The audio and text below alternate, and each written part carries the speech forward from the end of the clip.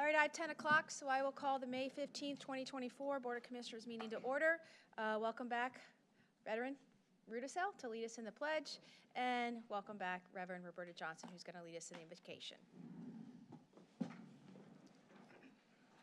I pledge allegiance to the flag of the United States of America and to the republic for which it stands, one nation, under God, indivisible, in liberty and justice for all.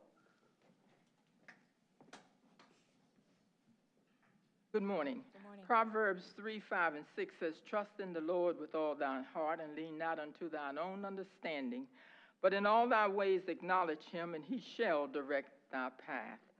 Let us pray.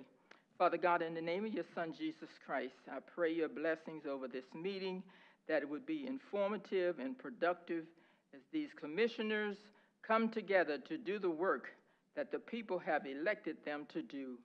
Bless them with physical strength, wisdom, direction, guidance, and the mental capacity in all of their directions and decisions, that their thoughts, their words, and their actions would be controlled by you, that service is something they get to do and not something they have to do. Keep them humble and committed to prayer as you continue to direct their path. Now the Lord bless thee and keep thee. The Lord make his face to shine upon thee and be gracious unto thee. The Lord lift up his countenance upon thee, and may he give each and every one of you peace. Amen.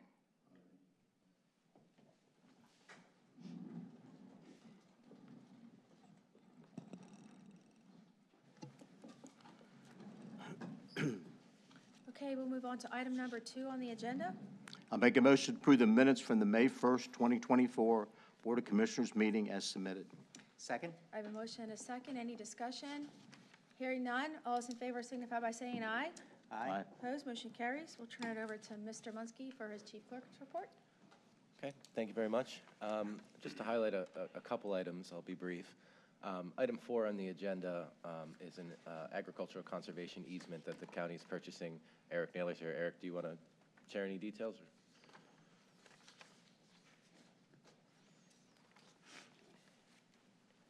Morning. Morning. Morning. I'm here today to present item number 4 on the agenda. Item number 4 is agricultural conservation easement, which is a deed restriction on the property, which requires that the property stay as a farm moving forward. This farm is a farm owned by Z&Z Farms LLC, located in Dover Township. It's a 225.49 acre farm. The workmen primarily raise hay and beef cattle on the farm. The easement application met all of our criteria as well as the state requirements as well. It's recorded in Dover Township's Ag Security Area.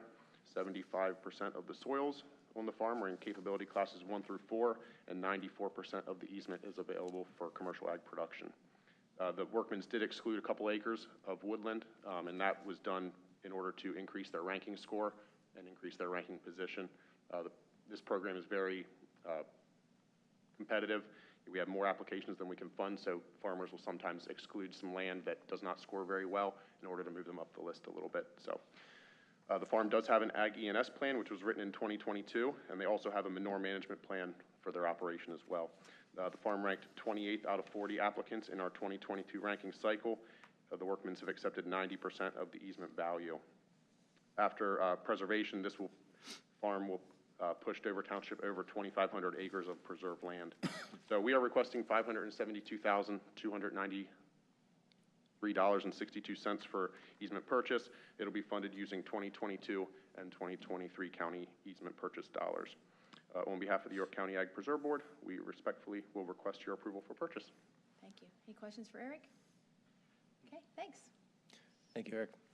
Only other item I'd like to highlight is item number 7 on the agenda is a grant application to PCCD to provide funds which will cover a number of different things. That includes salaries and benefits of 3 drug and alcohol level of care assessors or intermediate punishment evaluators, partial salaries of 3 officers, and drug and alcohol monitoring costs.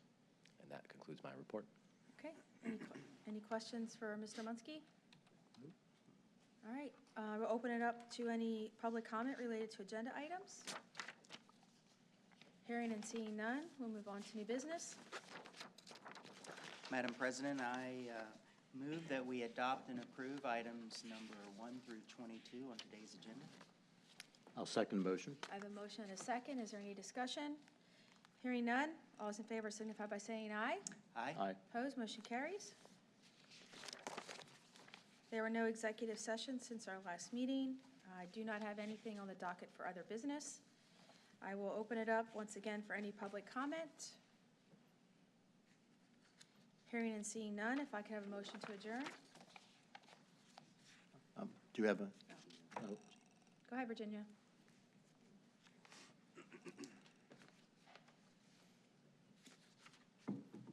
Good morning, Virginia morning. Schultz, York Township. Recognizing me, Mr. And all of you, come to my attention that as elected officials, you have a lot of responsibility and that you have agreed to abide by the Constitution of the United States and of Pennsylvania. I understand there is legislation happening for something called, in layman's term, chemical cremation. This is formally called alkaline hydrolysis, where a corpse is put under pressure, heat in 300 gallons of water. Body is mostly liquefied. The bones would be given to the family, the particles of bone. That 300 gallons is then put into our sewer for later consumption. Before this becomes a destruction of another thing of our natural resources, and by the way, you are to protect our water and our air. We already have microwave pollution of our air, and it doesn't seem that there's much concern for our brains and our mind. We have attacks on our health with this corruptible and corrupted COVID scenario. I'm asking you to do all that you can, everything you can, and to absolutely stop the contamination of our water any farther.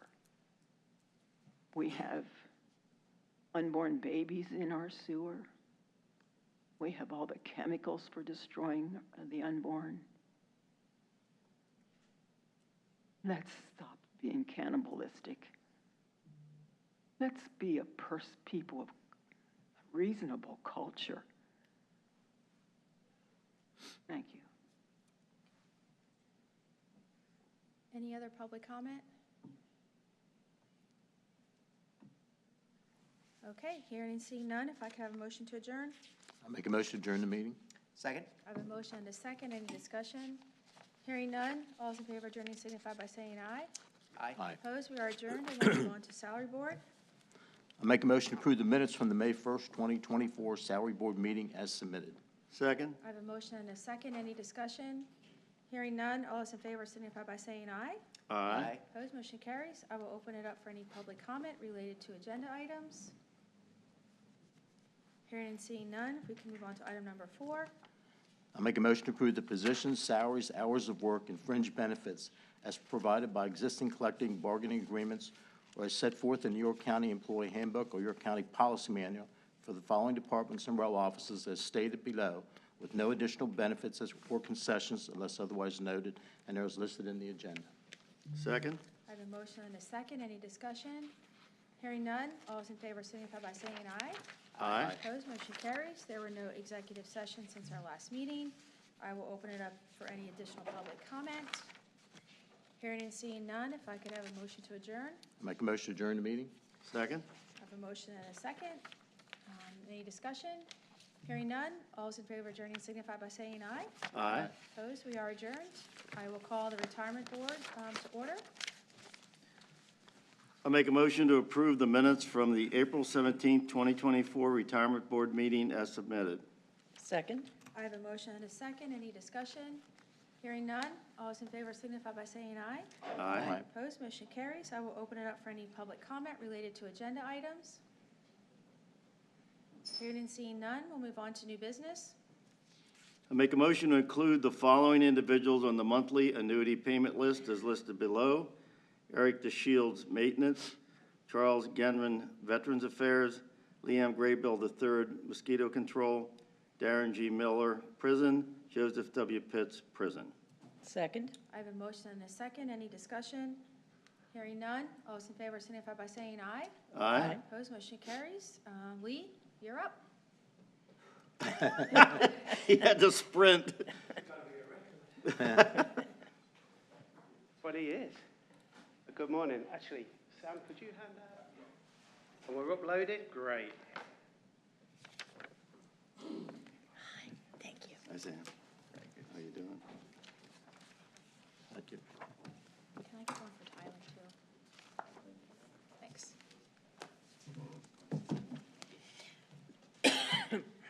So will I need to ask you to move the pages I on? think that should work. If not, I can. This doesn't seem to be, but...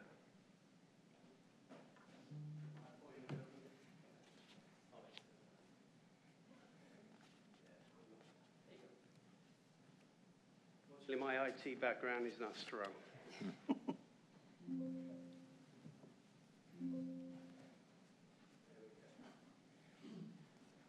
Well, good morning, everybody.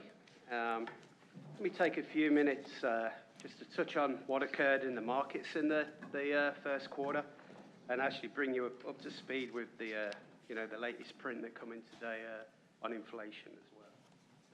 So if you look here on page 10, we did see a bit of a mild slowdown, particularly with consumer demand here in the first quarter, and that did cause GDP to deaccelerate somewhat, but it was still positive at 1.6%. One of the main reasons why economic resilience is so strong here, if you remember, consumer discretionary drives 2/3 of GDP growth. So the consumer is not been impacted by these interest rate movements as much as companies would. Almost all consumer debt is actually mortgages. And here in the US, it's ticked up a little. It's now moved up from 3.5 to 3.8, but it's still well below trying to write a new mortgage there, 7%. So they've been somewhat immunized, and that's helped to keep spending into the economy. On top of that, our deficit right now is pretty high because there's been a lot of government spending over the last 18 months. We talked last quarter about the manufacturing support and build out, but also if you see at the labor jobs at the bottom there, a lot of investment back in the government related sectors: healthcare, education, social services. So when you put those two together, you see that now savings rates are a lot lower. We expect demand will start to go down a little as the year goes on, and that's what we've actually saw with the retail numbers that come out today. And actually, from an inflation point of view, we are starting to see disinflation again. That inflation came in a lot softer this morning. Quickly on the next page, as you can see, sorry, I'm not as organized as I normally am because I just ran in. Why was economic, strength, why did we see kind of a rise in inflation again in Q1? Really came down to four things. One is, higher energy prices you saw across the board, increasing supply chain issues on the back of obviously geopolitical risks going on around the world and their impacts on supply chains. Higher than average wage growth. Currently, wage growth is still above 4%. You really need to get it down to 3.5% or below for the Fed to have any chance of hitting that 2% target. And then finally, for every unemployed worker right now, there's 1.5 jobs. So it's a very strong labor market, and that's why we've seen inflation rise again. But as I said, it is starting to come down now. So what at the end of last year was expected to be the Fed came out and said we're going to do 3 rate cuts, which we thought might be a bit of a stretch. The market, of course, overreacts totally and prices in 6. That is coming vastly at this point, and they're somewhat aligned now, 1, potentially 2 this year.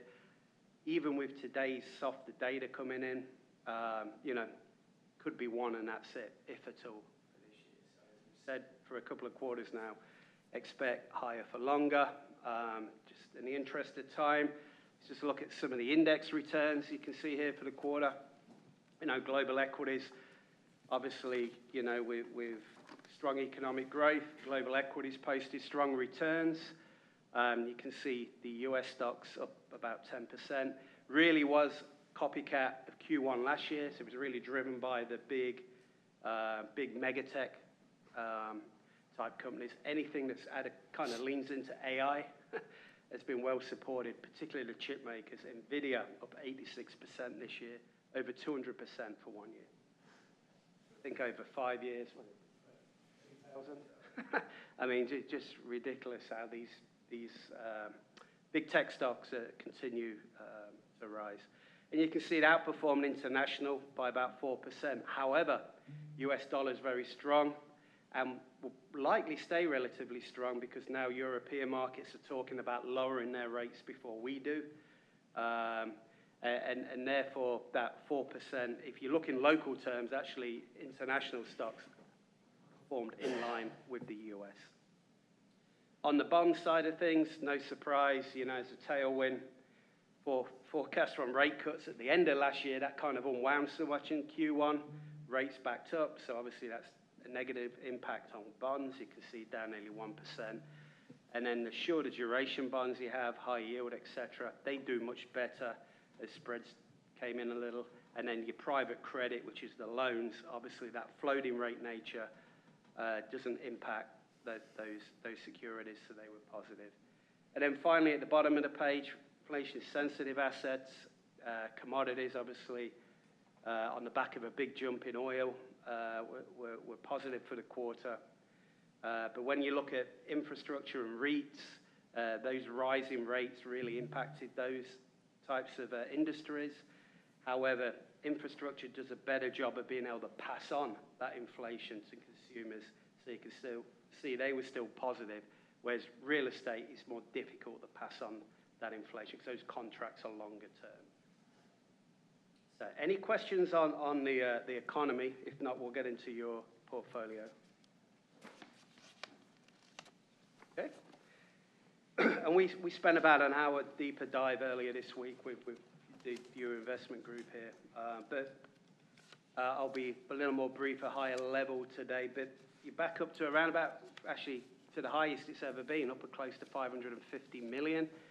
That's extremely good. You know, bearing in mind you're withdrawing 16 million out every year. It's good to see that growth has come back over recent years.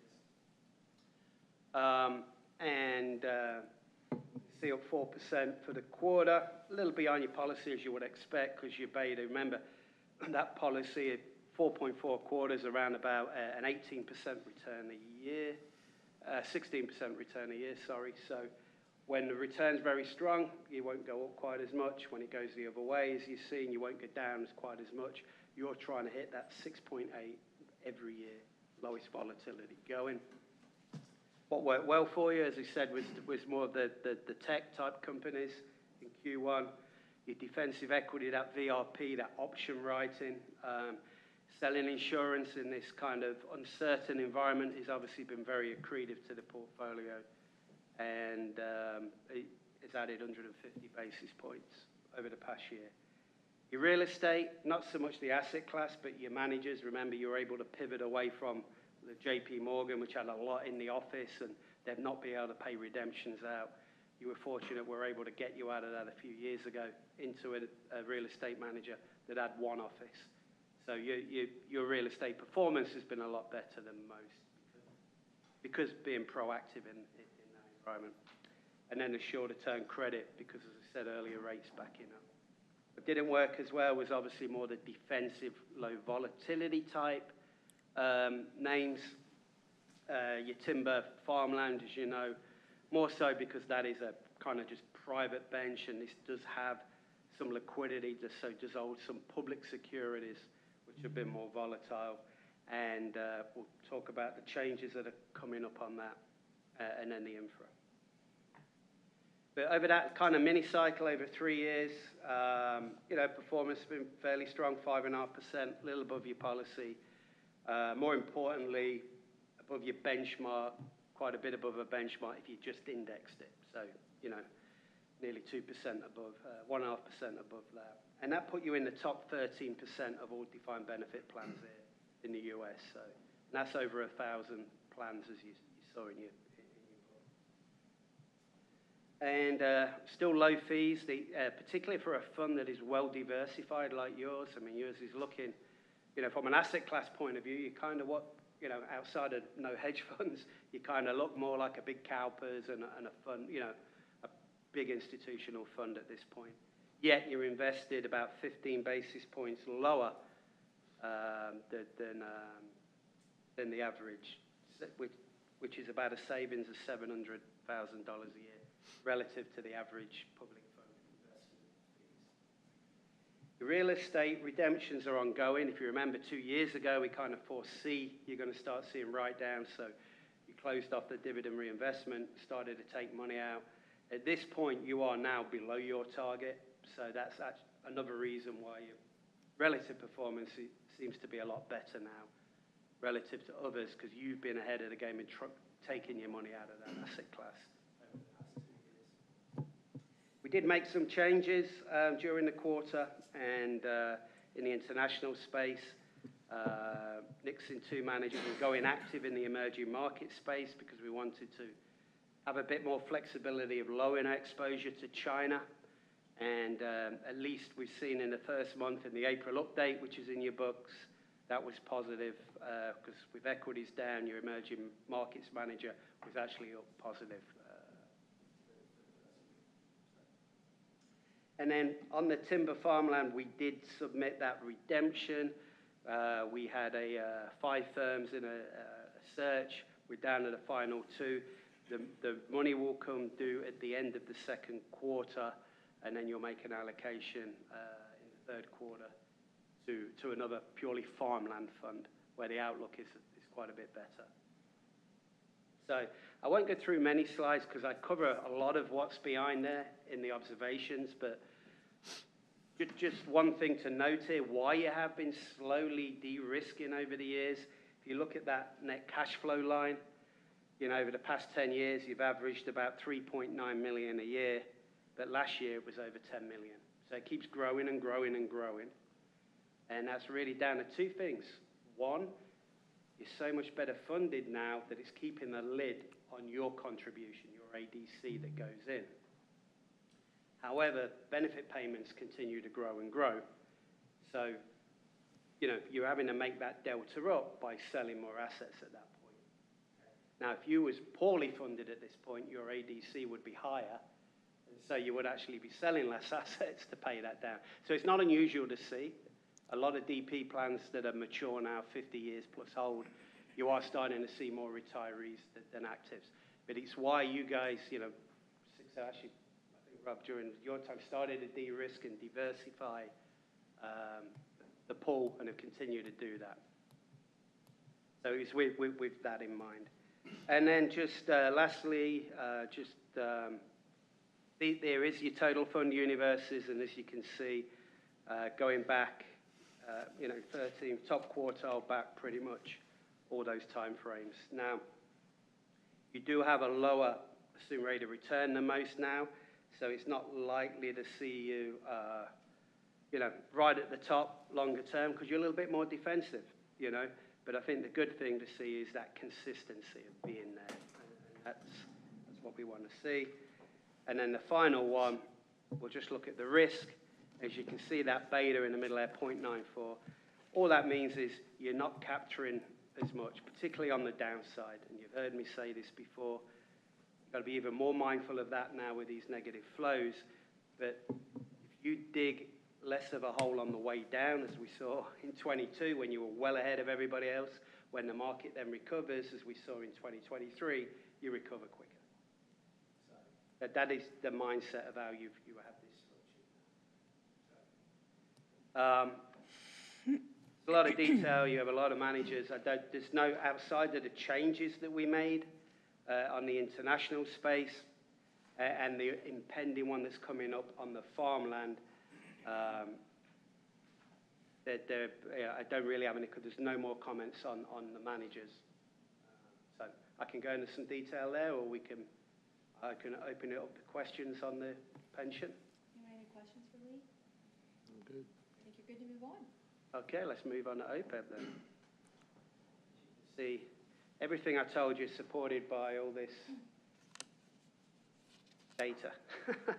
We're like the Fed, we're data driven. So let's go on to, here's the OPEB. So, on page 36 here, tab 4 in your hard copies. And again, in the interest of time, I'll cover most of this from the observations. Again here, fund now above 40 million, so it just continues to grow here. And this has pretty much been all, over recent years, is all gains from the growth. It's not been money going in or out, per se. This is invested, obviously it's a smaller pool, so it's not as well diversified, and it's also more of a long-term investment pool, so you have a bit more equity in there, a bit more risk on, and you're going to look a little bit more like your policy, because to keep fees down, you have more indexes in this. Because you don't have those negative flows you've got to be mindful of. And so you can see here, very strong returns, you know, over nearly 5.5% net of all fees for the quarter. Actually a bit above your policy. Similar things work very well for you for the quarter. However, in this fund, you'll see you are in the ag and not the intermediate gov cred like in the pension fund. And therefore, we split that and have a core plus manager that can rotate into bank loans and high yield. So as you heard in the market environment, the environment was very conducive for those types of assets to do well in Q1. So that was accretive here for you. And then again, just like the pension, more the defensive stuff was more of a headwind there. Very much a risk on Q1. Good news about this fund, you know, you funded it in 2017 in the summer there. And since that time, you've gained over $13 million. Unlike a lot of other counties, they have to go to the general fund, you know, to pay that down every year, pay those OPEB liabilities. You've now basically gained from the markets $13 million that you don't have to go to taxpayers for, don't have to go to general account for. You can use those assets now in the future to pay down these benefits. And you can see very strong returns over 7%. Again, second quartile. And you will expect this to be in and more around that second quartile long term because it is more indexed. And very low fees, again, 33 bips. It's not purely indexed because you do have infrastructure, you do have real estate in this too. And just like on the pension side, 2 years ago, you started getting redemptions out of real estate. So you've got a similar benefit from that asset class over the past couple of years. And then we made similar changes here on the international too. Nixon, the active manager at this point, which was more of a quant process, and it was just showing China's really cheap, and it was kind of leaning too much there for our liking, and then also doing the active emerging manager play. So, no changes we would recommend on the OPEB plan. If there's no flows going in or out, and I think that's what Tyler informed me the other day, then I think you guys continue to leave this as is and harvest those gains over time. Any questions on the OPEB? No, you can see you've got all the data behind there too. I'll wrap up on the Empower 457 401A plans for you. So no surprise here. About 30 million now. Again, the largest this fund has been as well. And not a lot of change from participants. You still have about just over two-thirds in the low-cost target date funds, where they're invested in a prudent mixed option that will kind of glide out, i.e. get more conservative over time as they get nearer and actually through retirement. And that's purely in indexed approaches with Vanguard. and it only costs your employees 8 basis points. What's good to see here, unlike a lot of 457 plans I look at, is when I then look at the folks that are doing it for themselves, could be all over the place. At least when you take that mix of those people and you look at the average age, mid-40s, it's like 70-30, equity fixed is probably ideally where they want to be. And so obviously some of the education or your employees are I think prudently investing, those that are doing it by themselves.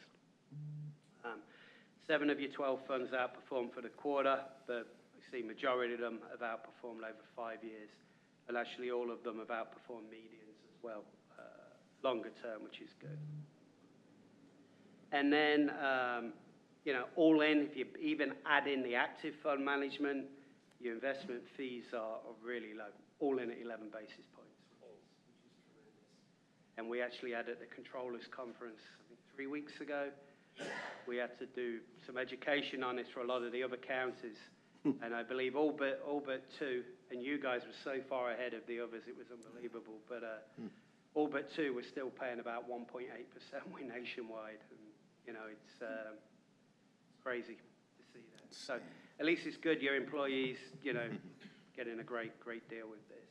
And then the other good news is this, as I say, last page here, just the trends. Every quarter, I mean, it's been a really difficult COVID pandemic environment to get people together and educate and get your reps in, etc. But you did have slight increases every quarter, and that continues now and actually starting to uptick. And I was actually quite surprised to see over 14% of folks are now putting in over 10% in this.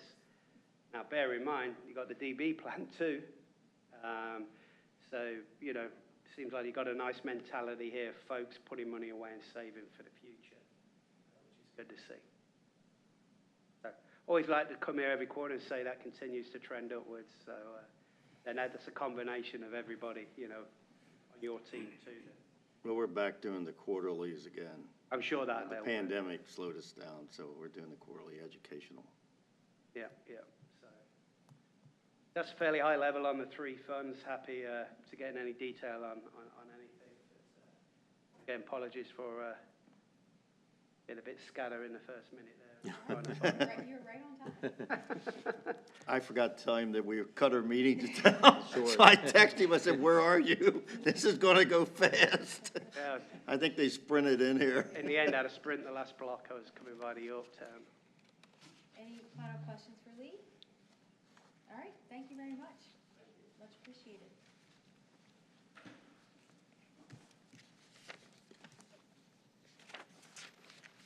There were no executive sessions since our last meeting.